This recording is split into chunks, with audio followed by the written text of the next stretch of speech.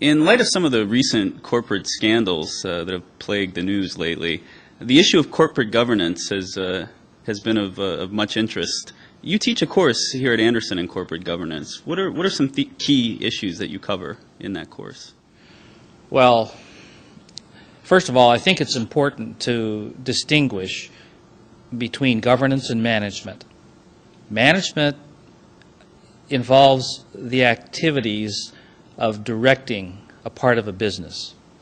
Governance means setting the conditions within which others can manage effectively.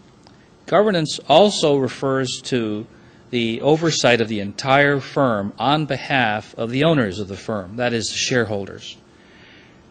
These days, it's very easy to be unforgivingly critical. In some cases, that's appropriate, of the governance breakdowns at the top of some very big and notorious companies.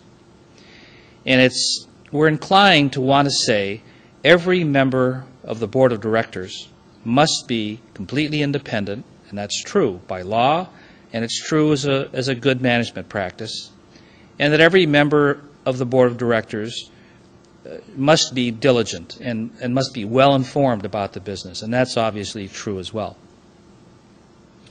But one of the things I encourage my students to think about is how do you create those conditions?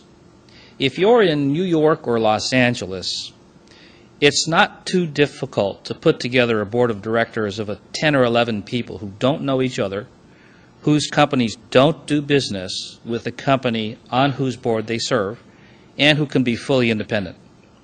But if you're in Kansas City, if you're in St. Louis, if you're in San Diego, if you're in Detroit, those are relatively small business communities when you get to the top.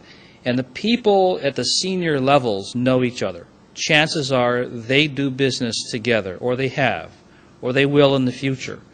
And now it's not so easy to find people who are fully independent in every way, and instead you have to understand how you can construct the right kinds of safeguards, the right kinds of customs, habits, and practices that will bring about the kind of true independence and thinking only about the welfare of the shareholders that we need. Now, doing that requires a very strong ability to understand the dynamics that take place when you have 10, 11, 12 people together frequently on a board of directors.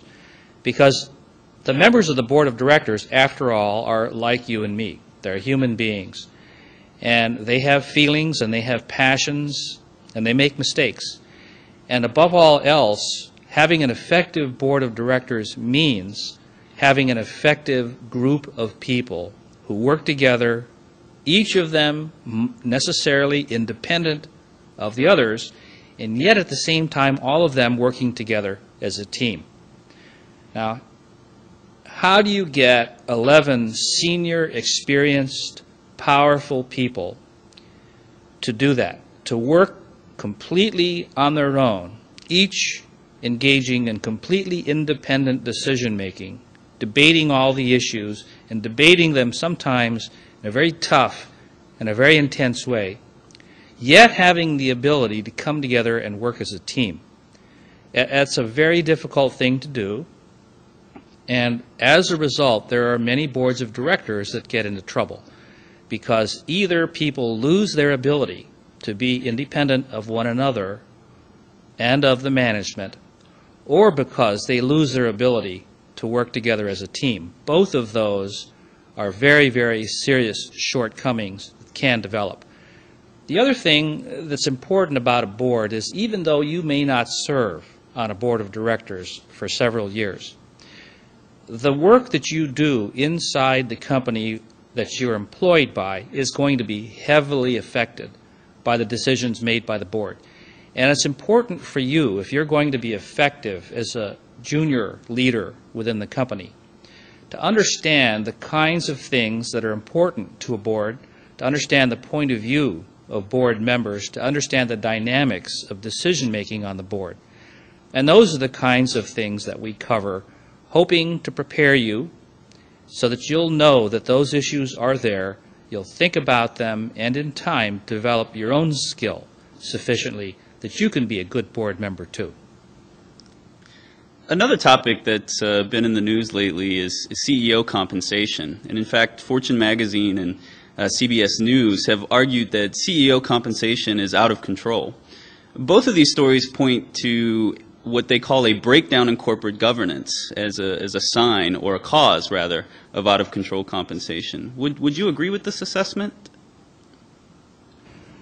I would say that dealing with CEO compensation is one of the most publicized and politicized issues that we deal with today.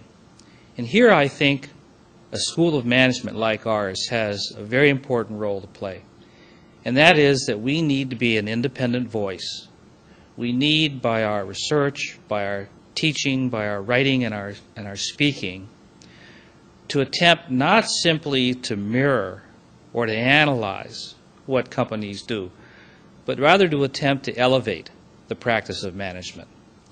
And I think that there are many, many cases in which senior executives are not subjected to adequate scrutiny by boards of directors, and which compensation has clearly gotten out of control.